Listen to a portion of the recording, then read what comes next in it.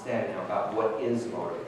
And to keep you engaged and motivated to figure this out along with me, rather than me just telling and selling, although there is a little karma. Let's take a quiz. Which would be the most motivational thing to say to a client, or if you're a physician, nurse, patient, what have you, who is not following their coaching plan? Which of the following 4 is the most motivational thing to say? And I will allow you to argue with me if you'd like, but let's see what we think. Number 1, what do you think is really getting in the way of your following the plan? And you can say this in any tone you want. Number 2, every time I brought this up, we've had a 10-minute argument about it. Why do you think you keep talking to me about it instead of just changing the subject? Number 3, once you get going, you'll see how much better things go for you. Number 4, you've done so well with your plans in the past, I know you'll be able to do it again. Which is the most motivational thing to say? How many of you say number 1? How many of you say number 2? How many of you say number 3? Number 4?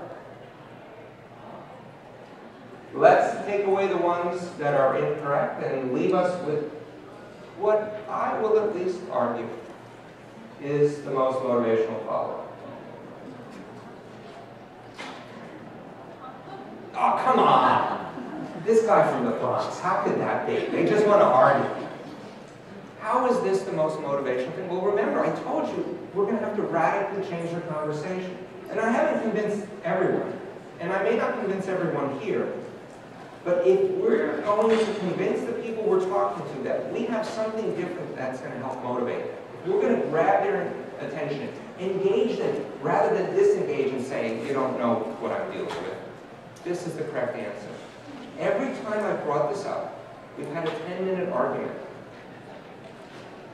Why do you keep talking to me about it? What is that? First tell me what that client is going to answer, and then we'll talk about why this is the right and most motivational response. What is the client going to say here? All the way in the back. Tell you why.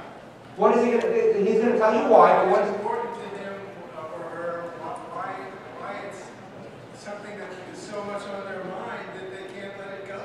The person's going to tell you a reason why they can't let this go. Let's figure it out. When the person does come up with the answer, what are those answers going to sound like?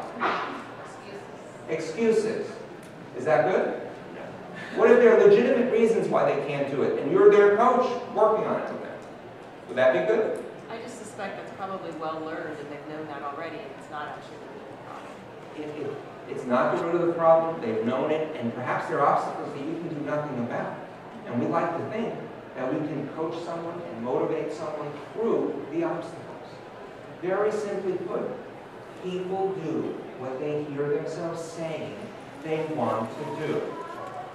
And their questions in the motivational coaching approach are going to have to get them to say what they want to do and why they want to do it. So when you take these others away, and maybe we'll ask about obstacles later, but when you get this answer, the person's going to say, because it is important.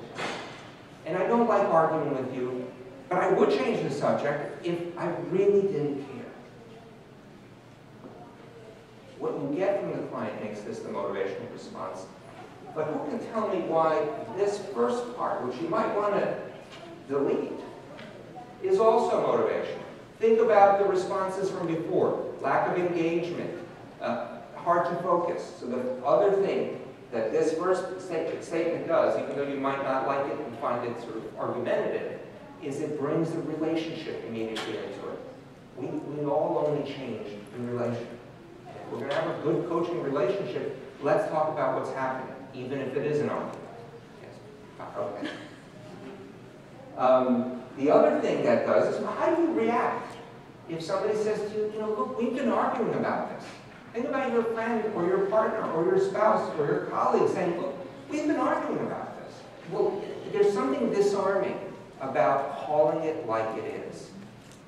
If you keep arguing with somebody, come on, please change. You can do it. You've done it before. That's staying in the argument. But by calling it like it is and saying, we're having an argument, you take the person out of it, they can look at it. You focus on the relationship, but also, this is some sort of a side effect, there's a little bit of a shock value in there. When there's shock value or surprise, people are more engaged, they focus more, and they may be ready for a fight, or at least they're attending.